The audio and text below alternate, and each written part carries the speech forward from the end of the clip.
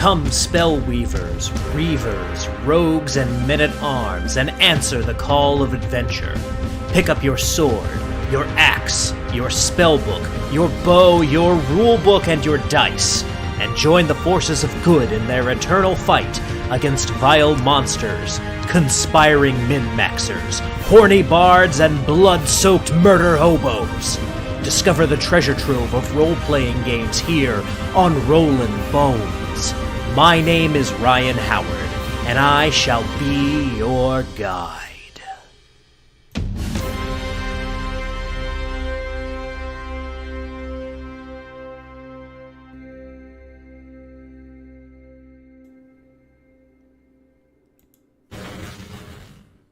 Good evening, Boneheads, and welcome back to Rollin' Bones with Ryan Howard, where we are making old school young again. I am your host and King of the Boneheads, Ryan Howard, and I once again want to remind everyone that the R in OSR stands for Ryan.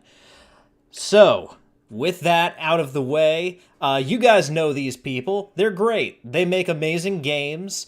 John Hambone McGuire is back, trying to go blow for blow with Levi Combs to have the most appearances here on Rollin' Bones, and long overdue to come back on Rollin' Bones. It's been 2, maybe even 3 years since he came on, but ladies and gentlemen, Casey Christofferson is back with us tonight, so guys, welcome.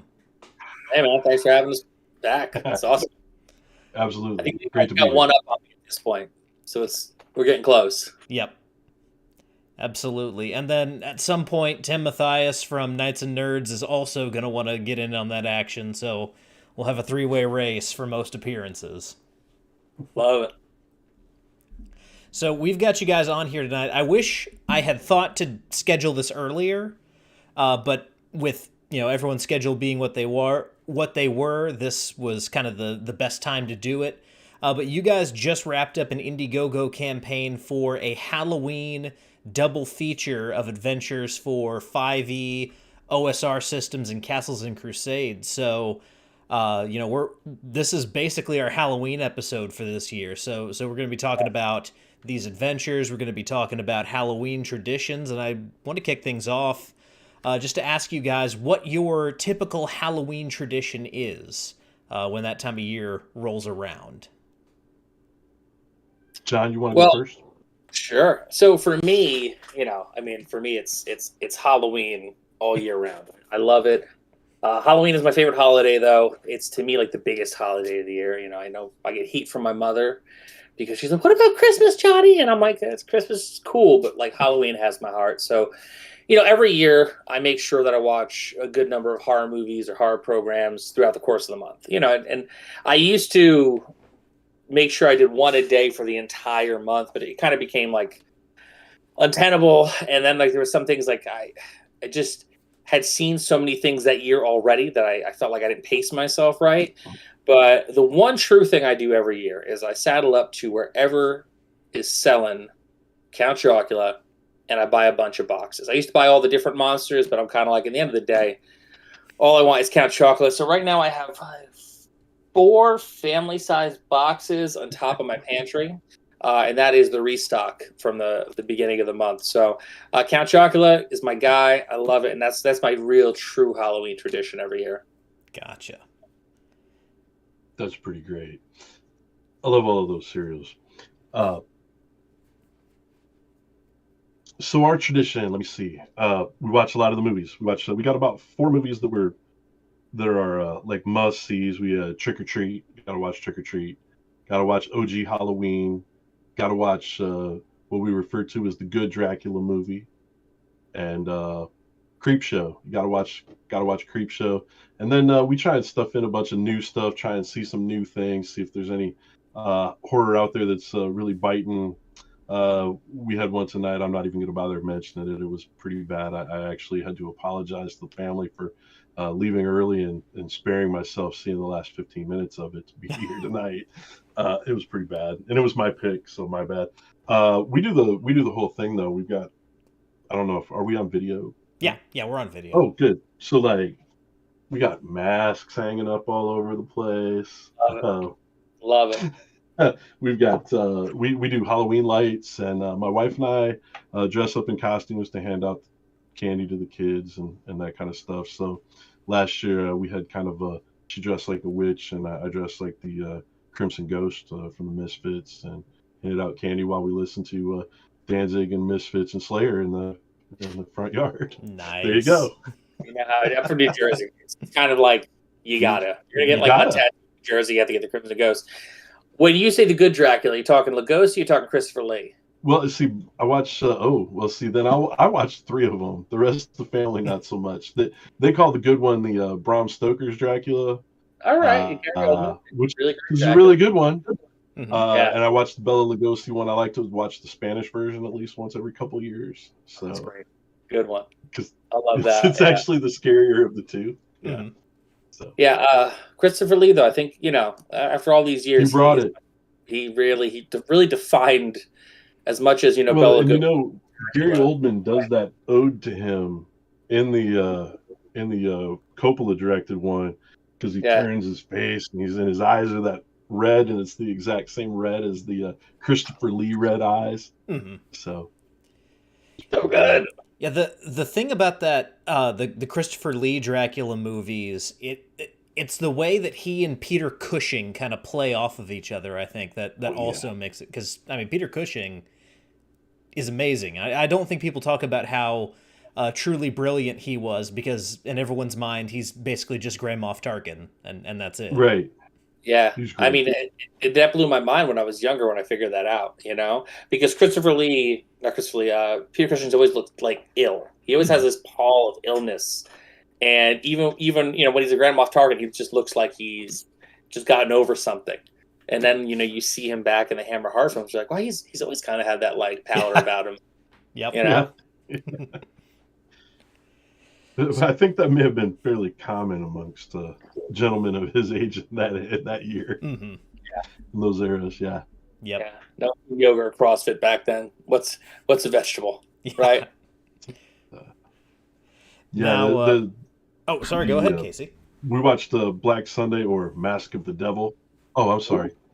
I might be getting a little lag, and I apologize. Yeah, the Black Sunday, Mask of the Devil. So I was like taking photos of that and sending them to Levi as I was watching it. And then he quickly reposted it up on. I'm sure it's on. Absolutely. I'm sure it's on Instagram somewhere now. Yeah. So for us, I don't have many Halloween traditions. I grew up in a house where everyone was like, we don't really care all that much about Halloween. It's not that my parents were against it. They just didn't. We lived in a rough neighborhood, so trick-or-treating was not in the cards for us most years. My church, instead of doing like a trunk-or-treat thing, they were like, we're not even going to acknowledge Halloween at all. We're going to celebrate Martin Luther's Reformation and call it Reformation Day. Yeah. So that was kind of just the ethos that I grew up in. My wife loves Halloween, so we're kind of building our own traditions. That's great. Yeah. But one thing that I absolutely will not let go of is on Halloween, before we go out, we eat chili. That's awesome. That's good. That's good. It's a good tradition.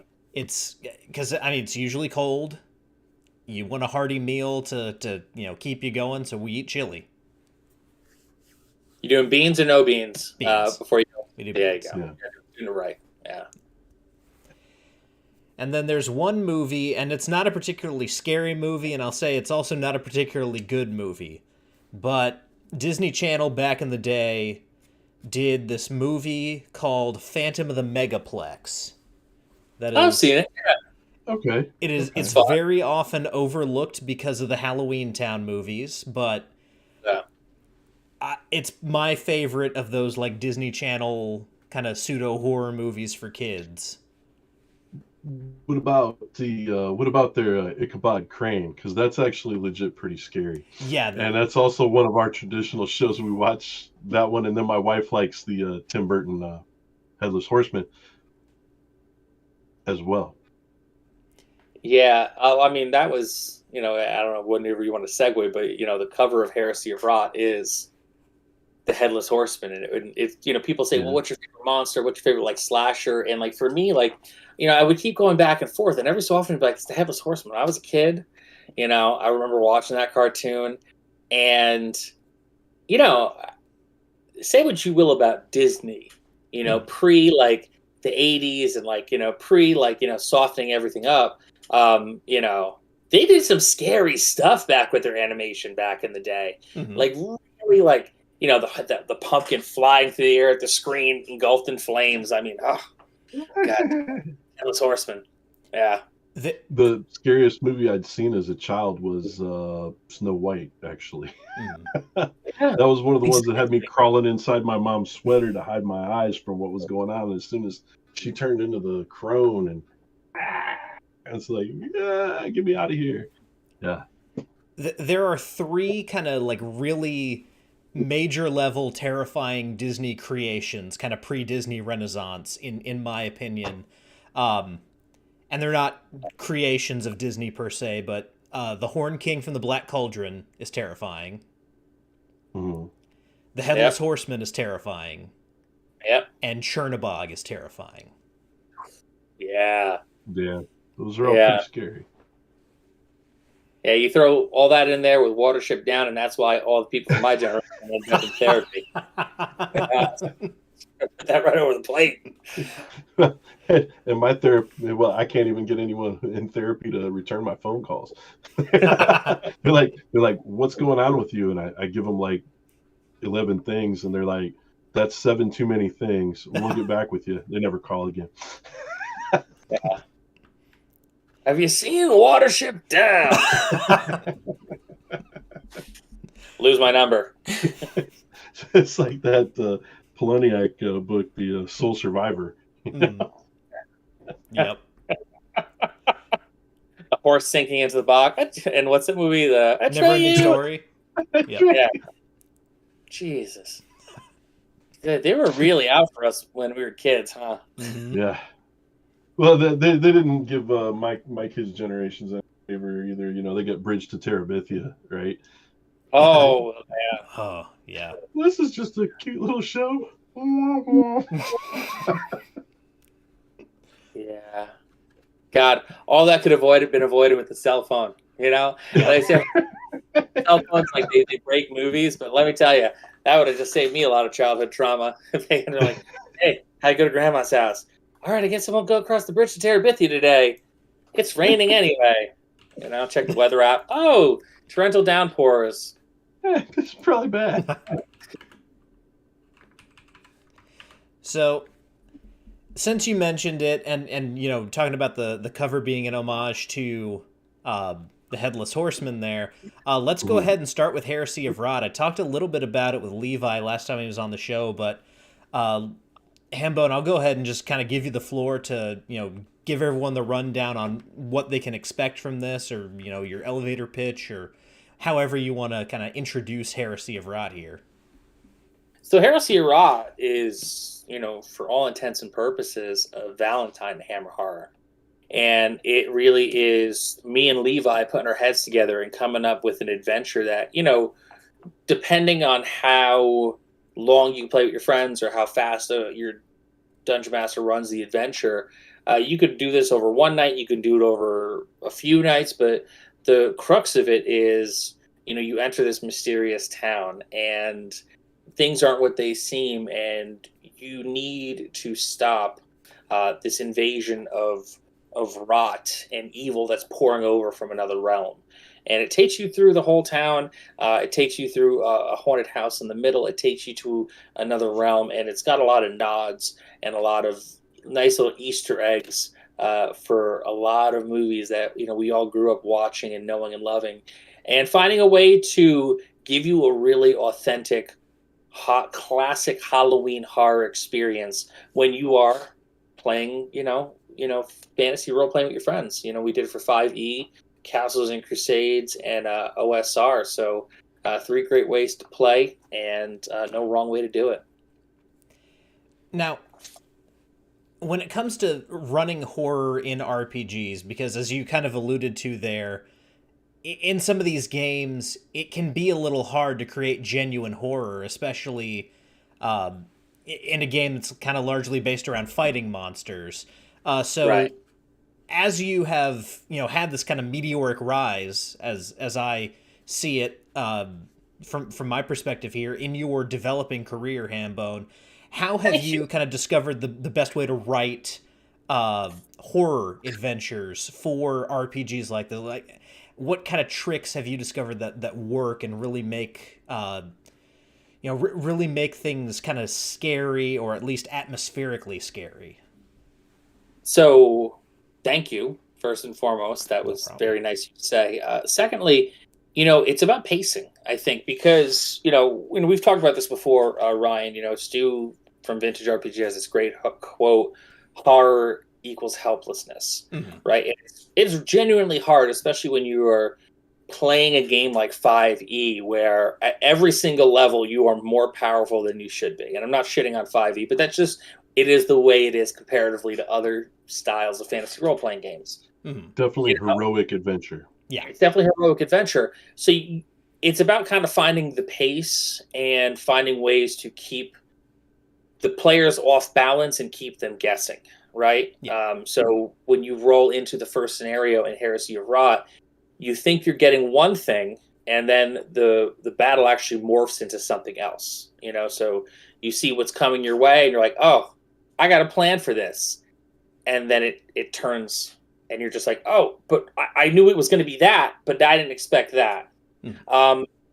Again, making sure the players have complete autonomy to make the decisions that they want to do without railroading them, but at the same time, giving them scenarios where if they don't roll the right way, it's going to have more of a consequence than, oh, you get a -2 penalty. It's like, well, you might get sucked into your own mind, and you're the only one who's experiencing what you're experiencing. And so your buddies your buddies are sitting there like, what's going on? You're just sitting there like with this big look in your eye, and the dungeon master's describing, you have the big look in your eye, and your friends just see you like just standing there kind of aloof, but you're actually being like psychically tormented by like a ghost or something like evil or sinister in there. Or they may roll a bad saving throw and weigh 300 pounds with armor on and fall through 2 staircases into a basement. Yeah. Exactly. Yep. Because that's the thing too. It's also about using environmental. Environmental. Mhm. Environmental is big because I don't know if you have you ever seen the movie The Changeling? I haven't.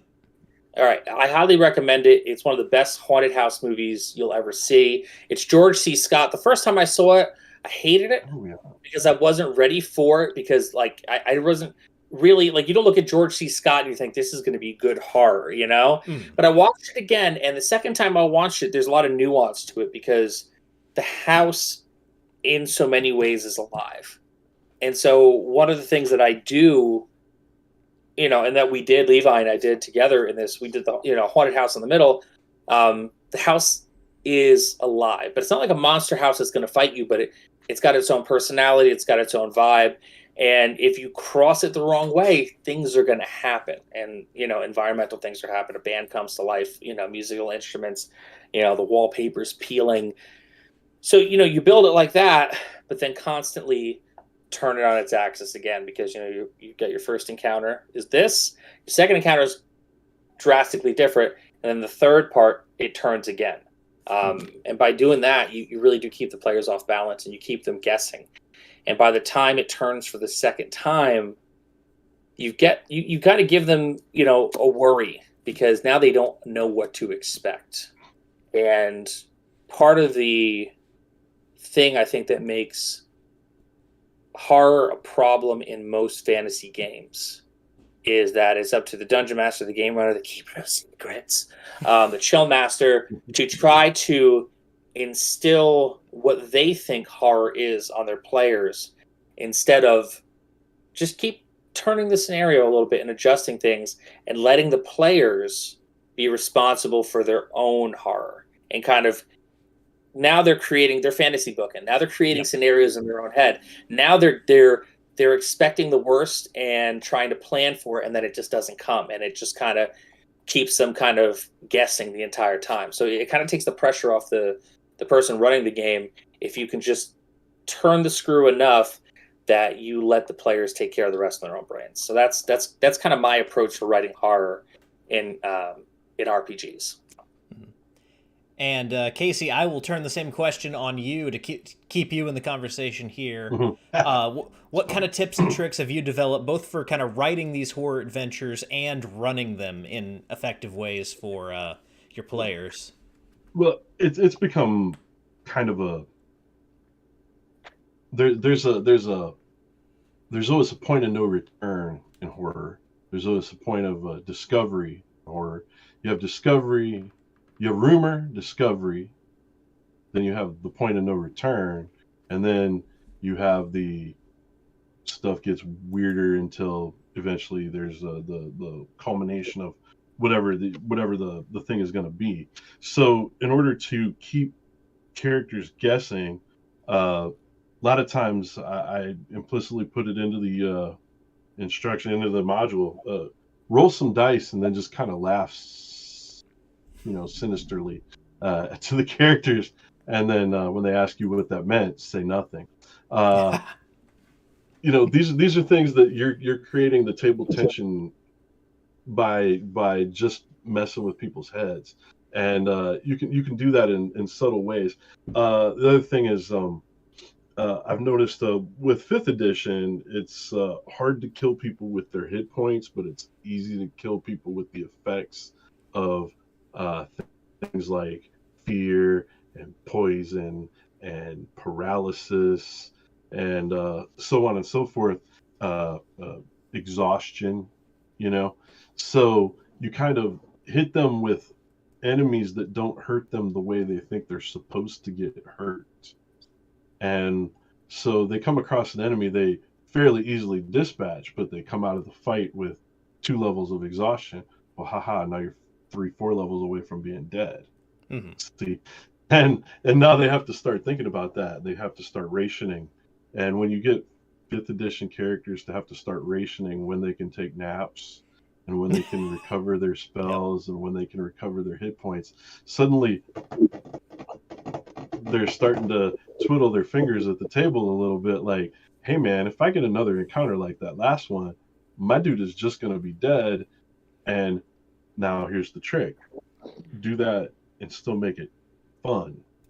And that's been one of the things I look for in a lot of adventures by other authors and things like that, and by the standard setters.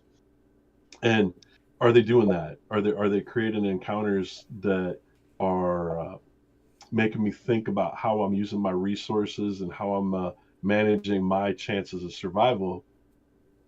And and that makes a big difference, especially a lot of these players we have are very much number cruncher players, and they're very much min-max players. That's they get and watch the videos all day long on how am I going to make my character the most devastating thing to really kick ass in my D&D game. And it's like they don't know that there's people like myself out there who I write adventures to eat those characters. Yeah. Because I don't know, a good video game analogy. A lot of people play the Skyrim, right? You play like a big buff, like charge into battle and kill everybody in front of you like a two-handed warrior type person, right? Mm-hmm. And the first time you come across one of those ice wizards that just casts wall of ice right under your feet, so you're coming, and now you're taking every shard of that thing, and you're suddenly your massive kill the final dragon boss and one-hit guy is like dead before he's halfway to the wizard that he was trying to take out. Now I have to learn how to play this game all over again because that isn't working the way that it did before. Mm-hmm. So now, do I do that with Fungus God? Yeah, it's the idea. I've played it with people who are very new to gaming. I've played it with young players. I've played it with people at conventions, and I've played it with my so-called alpha boss team. Right? Mm-hmm. My play testers who like to break everything I make, just oh, you're not a designer, burp, burp.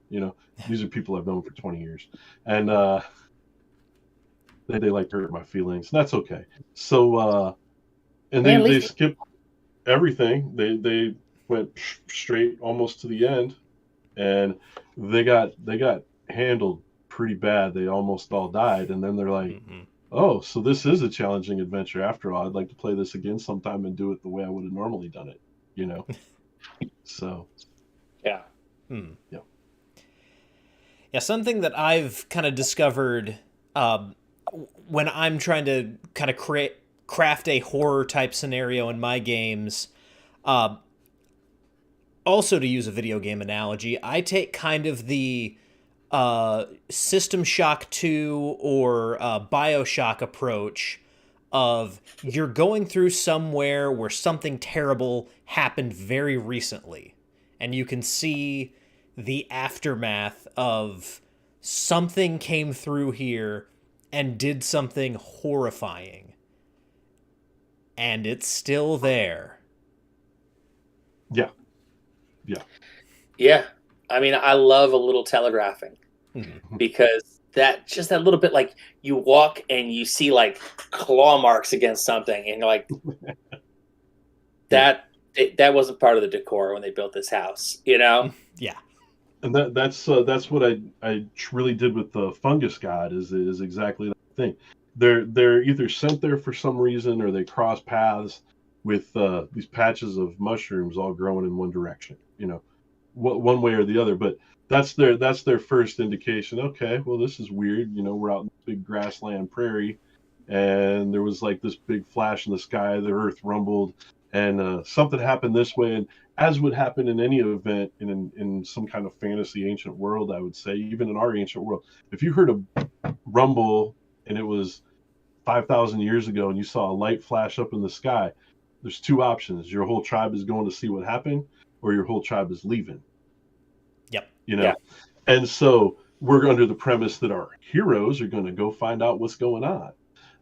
And as they pass through, uh, they they come across monsters who would normally be their adversaries and enemies, or who would chase them off their land, who are like freaking out. They're absolutely freaking out. Their whole life, culture, whatever, has been upended in the last 24 hours. I live in a tornado zone, in a tornado alley out here in the middle of Kansas. There's people we know who are affected by tornadoes on a regular. They were talking that terrible hurricane that happened in Florida that's coming right at them. My parents live down by Tampa, and it's like I'm worried about my mom and dad. Mostly I'm worried about my mom. And then I think to myself, this woman's been directly impacted by two tornadoes in her life. Is she really bothered by what's going on right now? I mean, one time she dropped me and my uncle into a crawl space and dove in on top of us. Luckily, the tornado was miles away. And the other time was she was trying on her wedding dress before she married my dad, and it destroyed my grandpa's garage and ripped the roof off their house. You know, she's been there, done that. I don't need to worry about her. She's 72 and she's gonna handle it.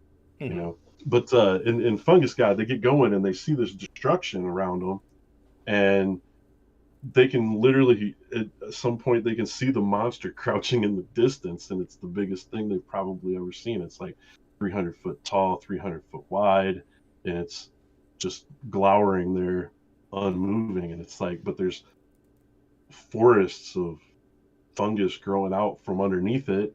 Whole armies of fungus creatures are starting to sprout to life and stomp out from the crater that it's created. And now you're in that situation where, well, something's happening. And do we try to run, or do we go and try and stop this before it eats our whole planet? Right. And so that's the odds that they quickly find themselves facing. So I like giving them extraterrestrial or interdimensional stuff. I like giving them uh, bad options of what they get to do, Mhm. and I like giving them uh, surprises. Enemies that would normally, people that would normally be enemies and monsters may want to team up, and then that creates a whole dynamic because it changes the way that your Joe Platemail the third Hackmaster himself uh, has to think about the game, because those hobgoblins he told to go, fly a kite, suddenly he might need their whole army to help stave off this fungus invasion. Yep. So it forces them to actually play. It makes them think, it makes them play instead of, just kind of going through the motions, which I feel a lot of D&D games end up succumbing to. Mhm. So, Yeah, I mean, to echo that, and I think I completely agree with everything you said there, because it really is hard to motivate D&D players, especially seasoned players, to really do anything or take any chances or kick open doors, because even though they're like all tanks in their own way, it's not like playing first edition where like your wizard has like 1 to 5 hit points at points. eighth level. Yeah, and a hard fart will kill them. It's hard to get people motivated to make those kinds of decisions. So I mean, I think that's awesome. I think that's a great way to kind of get people who normally wouldn't, get off the bench to fight until they have to, but feel like they could win any fight that they get into, to mix it up a little bit. Yeah. Now, since you kind of, in your explanation there, gave us a little bit of an elevator pitch for what they can expect from that adventure from Fungus God from Outer Space, I will move to another question for you, Casey, and this is from kind of an artist perspective. One of the things that I really like and really value in RPG art is the ability for a single image to kind of set the imagination wild. When it comes to horror games, how do you go about kind of creating that, evocative image with artwork or curating artwork that creates that sensation for the people who are going to be picking up this book? What do you kind of look for when you're working on stuff like that? There's a certain, you kind of hit it. Certain artists have got it when it comes to like creepy, scary artwork, and some artists, like I can't do cutesy. I'm pretty good at drawing monsters. I've been painting monsters, making monsters for most of my adult life, and I've gotten to where I consider myself a pretty decent at it. But you want that kind of people who can command lighting. All right. All of the folks that I used on these particular books are experts at lighting and creating atmospheric terror through their color palette. And we actually wanted to make sure with Heresy of Rod and Fungus God that they followed a particular color palette. My color palette is actually from the game Centipede, which is one of the inspirations for the game. Yeah. And so if you look at the color palette that's chosen, the fonts that we used, all of that kind of stuff, I got Ed Lavallee, who's a pretty goddamn good comic book guy, did the design for me for the Fungus God from Outer Space logo. And Mike Sirgos, he's gonna be that guy. He's perfect at lighting. He's a student of the Frazetta school. He's into that. The kind of letting the colors lay next to each other and tell you what they're going to do, and so being a master of color. Adrian Landeros, he's one of my students from when he was in school, and that kid he's just solid gold. He's going to be super famous. He's in that struggling, starving thing like all of the rest of us are right now, but man, he is so good. And he has always understood light, and he understood it almost instinctually, and he will sit and he would watch like videos from artists and photographers talking about how they were using light to create form and stuff like that. That's not stuff I told him to do. That's stuff he was independently doing on his own. And we have Quentin Sobrouillard. He did the cover for the Heresy of Rot, and we just basically kind of chose those colors. We had him do the cover first because that was like the most, it wasn't the most evocative note. It was like, we needed to get it in circulation for advertising, right? And who's the guy who's going to get it done and have it the most pro in the time I needed is obviously Quentin. Quentin's a Frenchman. He's amazing. And so I sent it to him. He does it. And then I sent his cover to all my other artists. And I said, this is our color palette for this book. And so they chose an Adrian who did Coffin's Grave. And he used those colors to paint those images, and again, then he added his texturing and his lighting style in there. And then I sent those pieces of art over to Sid Quaid, who's another great artist out of Kansas City. And and I was like, hey, comic strip this. We want these ads. We want it to look like, it's old horror, like, creepy, eerie, creep show, all those comics of the big format comics. I'm a huge fan of those. A lot of the guys were reading all of the superhero books, and I was kind of poor, and I had to limit my expenditure, so I bought oversized Savage Sword of Conan, Savage Tales, creepy, eerie, heavy metal. My parents didn't care. They bought me all of that stuff, or they bought it for me with my money that I earned from my jobs. Mm-hmm. Yeah. So, but that's where I go with that. I want these guys have good lighting, and then you want to create a level of tension, visual tension. You don't necessarily have to have ultra violence and gore and grotesque stuff to be ultra violent and gory and grotesque. And Adrian proves that over and over again. He's got some pieces coming out this year that are they're like Geiger and guys like that.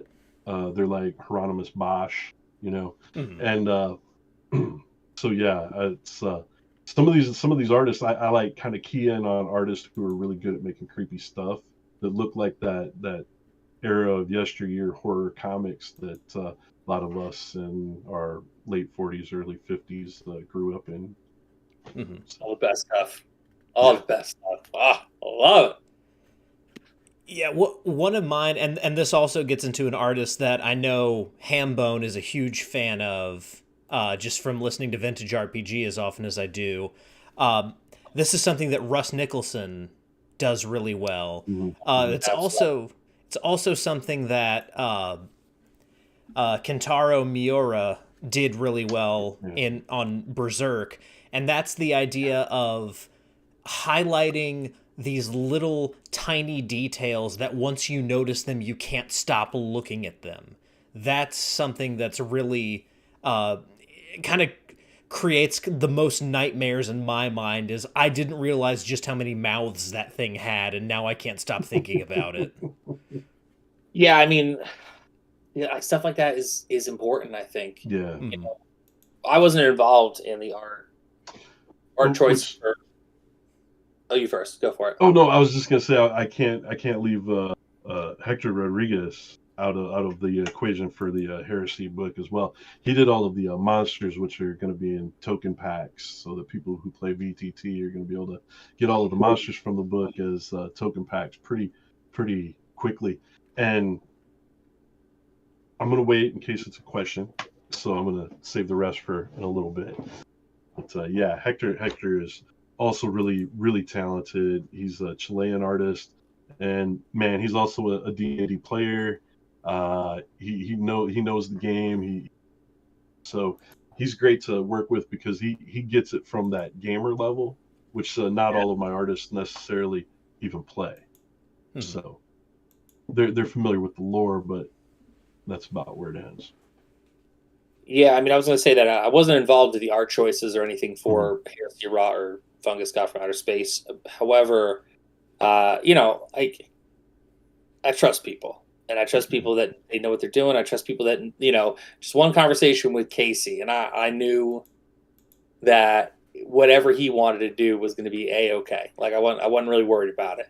And then, when you are a independent creator and you're writing these books and you get that little email, that little picture message, and it's like a piece of art. It is the biggest endorphin pop. Mm-hmm. And if you got a lot of art in the book, you're just like, oh, feeling good today. It's Wednesday. What's going on? Oh, new art day. And you're like, yes. And because you're a fan of it too, and you're a fan of it, and then you sit back and you're like, well, shit.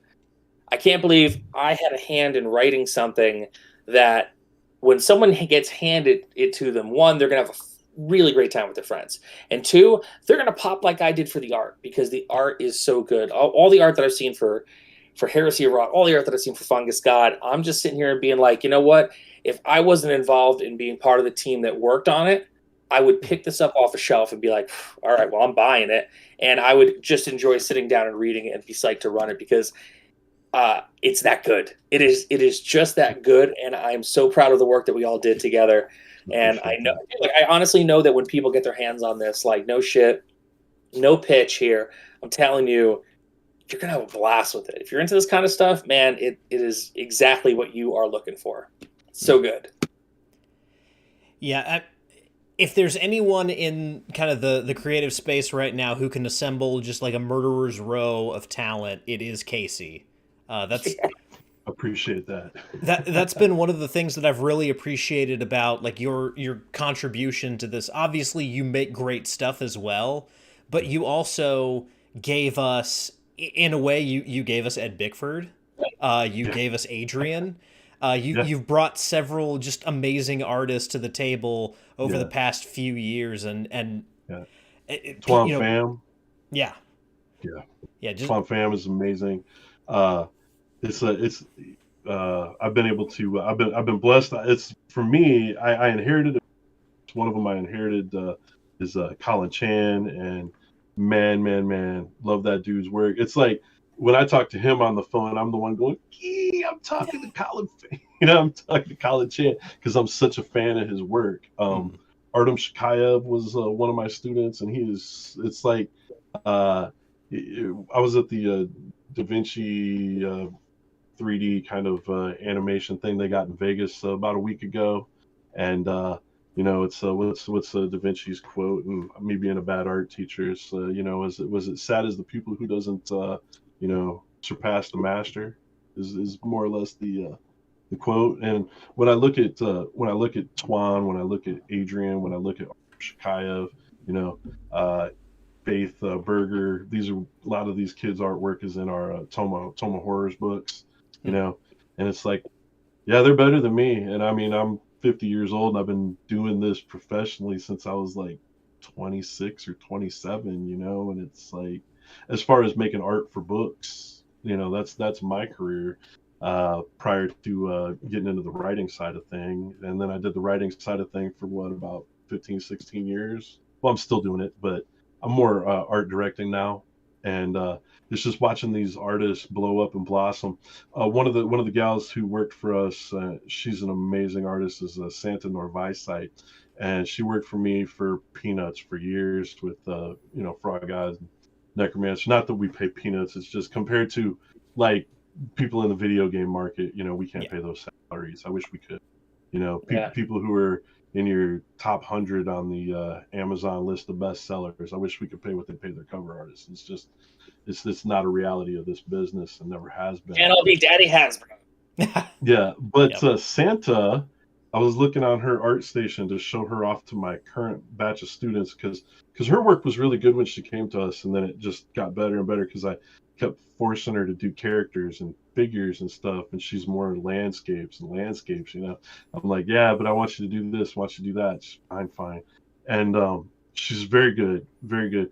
And one of her pieces, she did the concept art for the last scenes of season 3 of the Umbrella Academy for Pixelmundo, where she works now, because she took her portfolio from us and finally went out there and just gutted up and applied to the spots that she wanted the jobs for, and she got the job.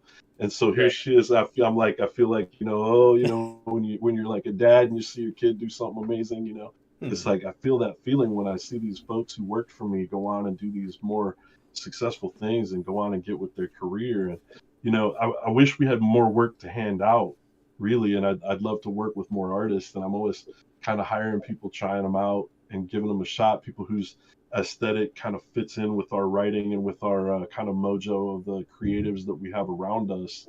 Those are the folks I'm looking to hire. And I get 5, 6 a week that folks send me.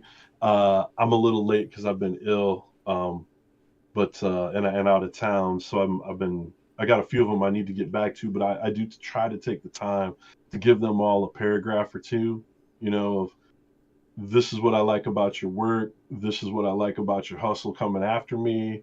Can I use you today? And if I can, I try and send them something to see what they'll do if they are in our budget. Because I get some really good people who they get the real good money, and I can't pay for them. I wish I could. Yeah, so one of the best things I ever heard about, kind of along the lines of that Da Vinci quote you'd mentioned, This came from a guy who Hambone will recognize. I don't know that you'll know this name, Casey, but Brutal Bob Evans, one of the best guys that I ever met in my very brief time in the wrestling world. I was at one of his seminars, and he said, the thing that I like about being the coach is that I'm in all the books.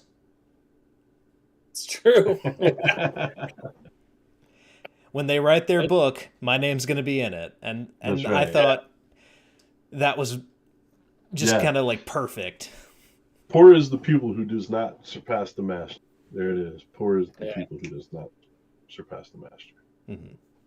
That's awesome. And honestly, you know, it's a privilege when someone that you gave a shot to, or someone that you kind of tutored or mentored, like to be able to see them surpass you. If you are a person and your ego can accept that, it's a true privilege. It's the biggest compliment in the world to see someone that, like, you know, you gave a hand to be able to get to that next level, and to see them surpass you, and to see them like thrive and succeed. Like, I mean, that's the real feather in your cap. Yeah. And if you are the kind of person whose ego can allow that, it's a gift. It really is. It's something very special. Mm-hmm. And speaking also of mentors, one guy that you have kind of counted amongst your mentors in becoming an RPG creator, Hambone, is of course Levi Combs. So what was it like to get to work directly with him on this project? It was really cool, man. It was really cool, man. Cause, like, you know, I'm a fan of Levi. Like, before he and I became friends, I was a fan. I was, you know, I want to say, you want to talk about someone with hustle. Yeah. The man practically invented the word. I want to say 4 years ago, maybe it was 3 or 4 years ago, he hit us up, or hit Stu up, I think, to come talk about his stuff. And Stu had bought a couple things from him. He's like, yeah, cool, we'll bring you on. And we had him on to do an interview. And, like, just from that day, I was like, yeah, me and this dude are going to be friends. And, like, you know, we talk almost every day. And we're always bullshitting. We're always bouncing ideas off each other. And before he brought me on, which I am immensely grateful for, before he brought me onto this project, like, you know, like, he'd be like, hey, Hambone, what do you think of this? And I'd be like, oh, blah, blah. And then I'd be like, hey, man, what do you think of this? And then, like, you know, when I needed to launch my first Kickstarter, when I needed to really understand the landscape of publishing RPGs, man, he came right in. And, you know, I call him a mentor. He's my friend, but he is my mentor. And, like, you know, everything he said was on the money. And I just followed his path, and I started doing the things. And then the next thing you know, like, he's like, hey, what'd you think about this? You know, for the frogs, this Halloween thing. I'm like, I'm your Huckleberry. Like, that is my wheelhouse, and it's entirely. And I kept being like, hey, you know, what do you want me to do? And he's like, I want you to do what you want to do. Mm-hmm. And I was like, all right, but, you know, what are the broad strokes of what you have in mind? He goes, well, this is what I have in mind, but I want you to do what you want to do. And, you know, we had sessions where we bounced ideas off each other, and he had, like, Dr. Coffin, and, like, I kind of was just like, I love this idea. I'm going to run with this. And, you know, talk about a person with, you know, the ego that lets the student run.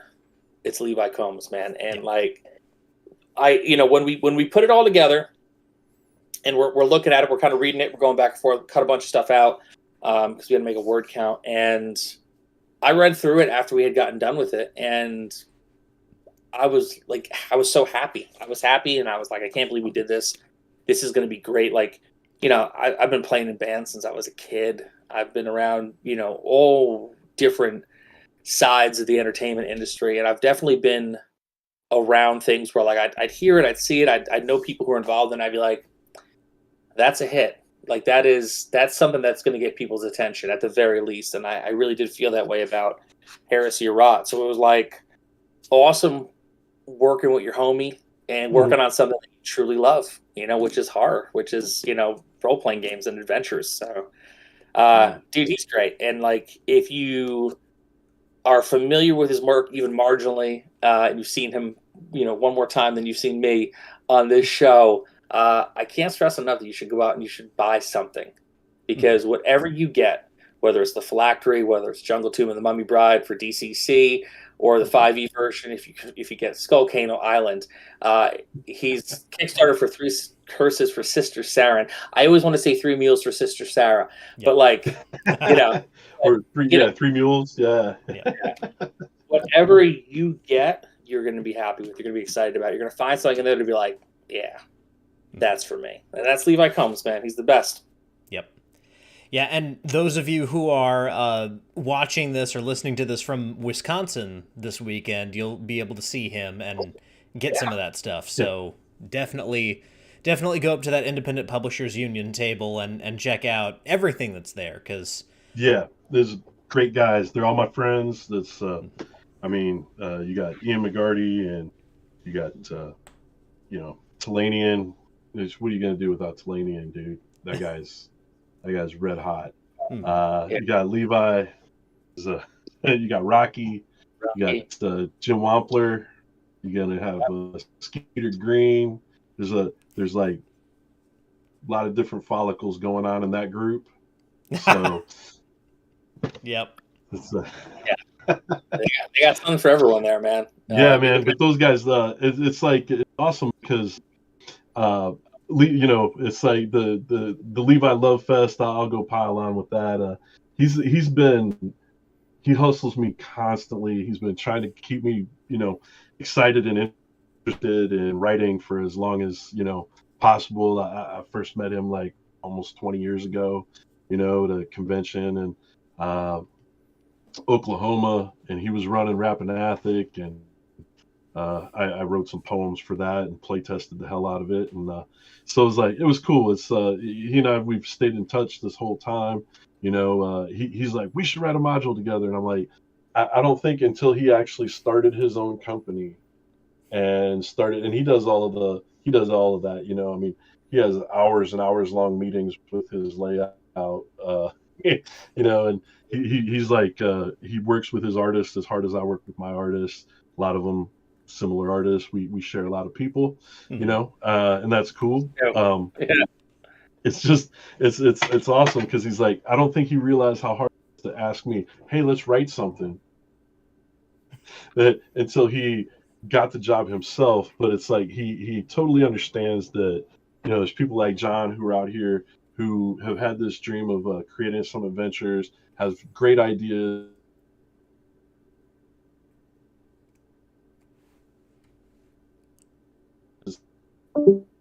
Uh-oh. Casey disappeared. He got so passionate talking about Levi, the internet kicked him off. Yep. And now you guys can see 2 of me, and Hambone is in the wrong place because Casey disappeared. Oh, I can hear you. It's Halloween. Now I'm here as Casey. Body swap. Am I here? We can hear you. We can't currently see you. Let me see if I can get the video to boot up again. There we go. That was weird. But anyways, I was saying, he came in with John, and he's like, hey, he grabbed you by the arm and he says, let's do this, and then he's gonna hold you accountable for it, which is what's awesome about that as well. And so it's like I dig it, man. I like it's not some insider secret hidden boys club, and there's too many people in this business who try to make it a hidden insider boys club. It is not. We are gamers. This is a hobby lifestyle that I live. I paint the minis until my eyeballs have gone blind. I make the art. I printed the 3D prints. I buy a bunch of Steffen's stuff because he's so awesome, and I just love hanging out with that guy too. These are all people I'm going to miss at Gamehole this weekend, by the way. But Alex Kammer, another great guy who's, he's the real deal. Alex is the real deal. He is 100% hands-on with every project that he works on. I'm working on the End of Everything with him right now, and we're putting together art for that book. And that's way to title your adventure End of Everything. Yep. Yeah, that's it. Alex is... Oh, sorry, go ahead, Hambone. I got to echo something Casey said for a minute, and I think that's, and I love doing these shows because I think it's cool for people to see that you can break into the business. And I think the big misnomer, the dirty secret, is that it's not a good old boys club. Like, you want to break into the business, show up. Yep. Introduce yourself. Be friendly. Ask questions. I mean, if someone's a dick, they're going to be a dick no matter what. No But matter what. majority of the people that I've encountered, like, love talking about stuff because it's the thing that they love most in the world, and they're going to be enthusiastic about talking about it. And like, if you encounter someone in the business who maybe rubs you the wrong way, go find someone else, because there's plenty of people who are just like, oh, really? You want to? Okay, this is what you should do. You know, I have people, since Levi mentored me, I have people reaching out to me because, like, you've done a successful Kickstarter. How can I do that? And I'll tell them. And it's just like, oh, all the artists that I use, I'm constantly trying to get all the artists that I use hired by other people, because, you know, my success and what I've been able to achieve with me and George building action from the ground up, with me working with Levi on the book, is because of the people that I've surrounded myself with and the people that I've had the privilege to work with. You know, the editor, Megan, Tracy, Derek, and Cheese, who've laid out our books. Like, the 11 or 12 artists that we bring on each book, like, I want to get them all work. I want them all to go work for other people. I want them making money and having more money in their pockets and having more fun in their hearts from drawing monsters. Listen to this man. Yeah. Like, you can do it too. You just be cool, man. Just be cool and know that. Who's now trying to find my way into publishing games. So yeah, that hearing you guys talk about your process and stuff is something that I get a lot of value out of personally, and I hope everyone out there who's watching this, that you guys are getting the same thing out there, and hopefully you're learning some tips and tricks about how you want to get your projects off the ground. Yeah, man. Just be cool. Yeah, man. Start writing or drawing. You know, Al Plastino, he's a pretty renowned comic book artist, late 50s. He drew Superman, Lois Lane, all of those books. He drew some Batman. And we met him a year or two before he passed, and says to my daughter, draw every day. She goes, I do. He says, good. Now draw twice as much. You know, he's like, just keep working, and you're gonna be kicking ass. And my daughter does pretty all right. Yeah. That's it. Yeah, so as we're kind of reaching the end of our time here, I definitely want to give you guys another chance to talk about this project. What all kind of comes with these adventures? I know the campaign's closed now, but where can people pick them up? Just kind of let everyone know how they can still get a hold of the Halloween double feature of Fungus God from Outer Space and Heresy of Rot. Okay, that's, I guess, me. That's you. Yeah. That's me. As a official, let me put on my official Frog God hat. We are going to, as of last night, I was informed, we are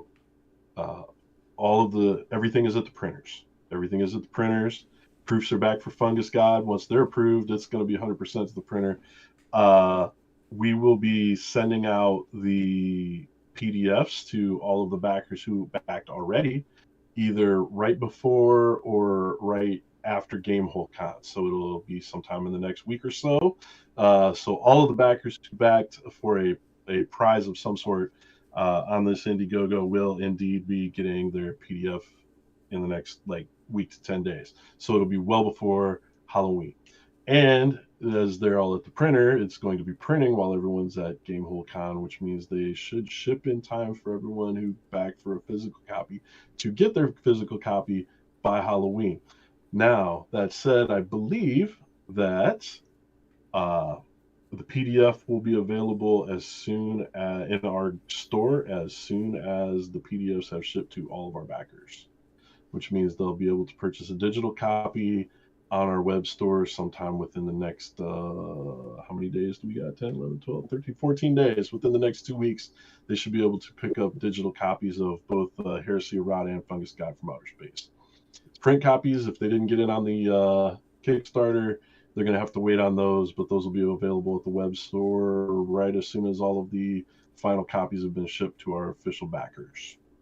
So, yeah, we're on it by the hair of our chins, but we are on it. and it's looking good, looking go, and that's going to save the people who back this double feature on shipping, because they're getting 2 great books shipped to them with 1 shipping price, which shipping has become such a nightmare. Paper's a nightmare. It's back your game, companies, the ones you like, the ones you love, back them. We all know the economy is in the pooper right now, and there isn't anything anybody can do about that, because we're not economists, and we don't have trillions of dollars to fix any of that. But what we do know is that when you back our books, when you purchase our products, you're guaranteeing employment for no less than 24 people. That's a fact. Mm-hmm. That's it. So, And that's awesome. yep. Absolutely. And just to kind of round things out with one final question, because the product here that we're talking about is the Halloween double feature, as we're closing, let's all go around and build our ideal Halloween double feature. 2 movies that you would show back to back. So whoever wants to start first can go ahead and start.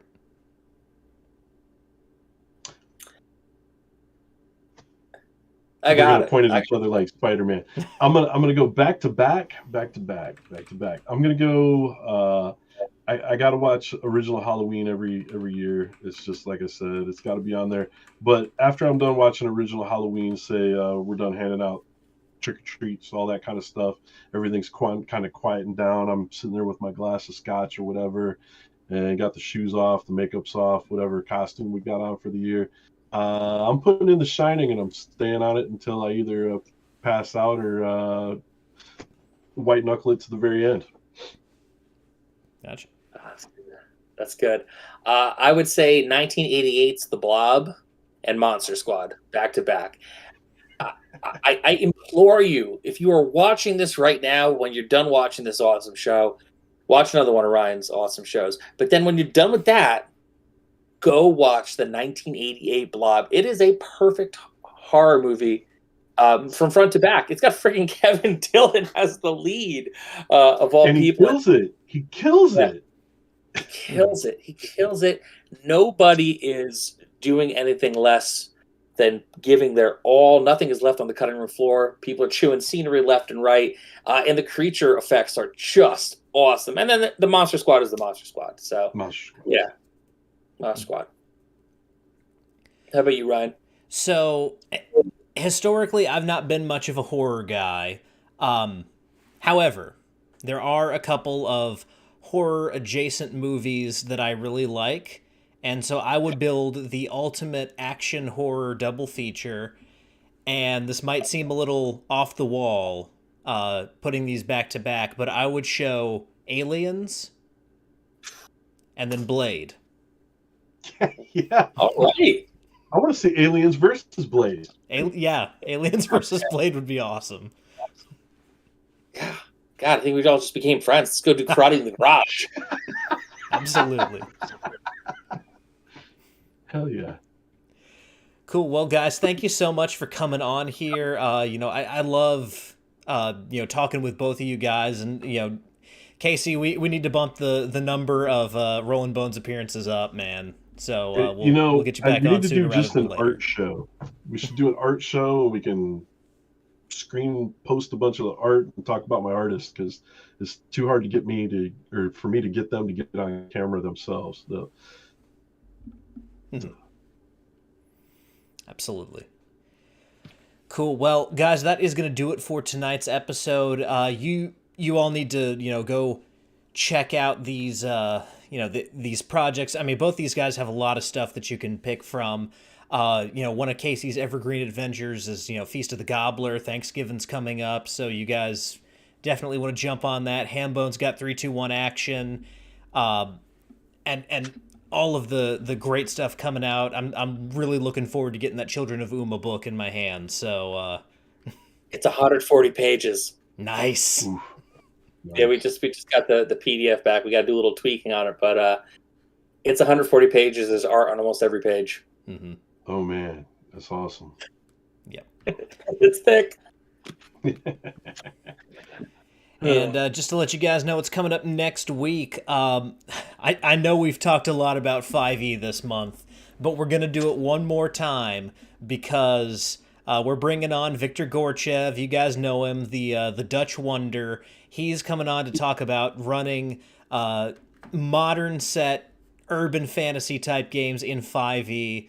I'm looking forward to bringing him on. He's definitely earned a spot on Rollin' Bones, and that way he won't be in chat trying to embarrass me. So next week, Victor Gorchev will be on here, and we'll have a great time. So until then, guys, whether you rolled a 1 or a 20, I'm so glad that you all rolled your bones with me, Ryan Howard, and I will see you guys next time. Thanks, Ryan.